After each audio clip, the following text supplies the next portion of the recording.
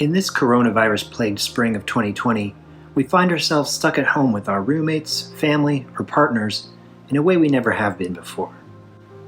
Meanwhile, the media, from news outlets to advertisers, have all too eagerly tried to frame this moment as a heartwarming opportunity to spend that time growing closer if we use it right. This reminded me of an episode from John Green's podcast, The Anthropocene Reviewed, where late last year, while discussing the merits and uses of the iPhone's Notes app, he quotes something he had once jotted down in his phone.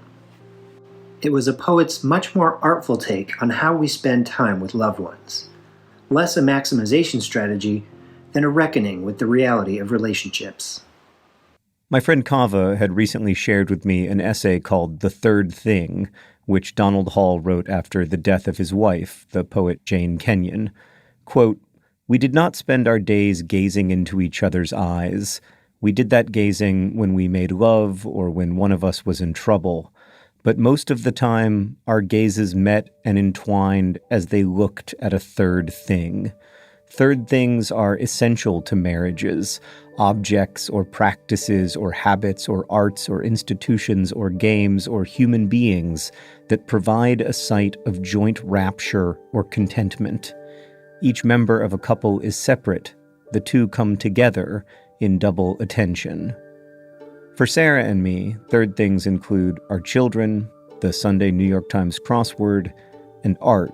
And I wanted to tell her about this essay and acknowledge and celebrate our third things. But I don't know if I ever actually sent it to her. Things in the Notes app have a way of not getting done. So in this time of being together alone for longer than usual stretches, it seemed like a good time to reflect on those third things and decide which ones are better at deepening our relationships versus merely filling time. So this week, let's discuss. What are the third things in your relationships?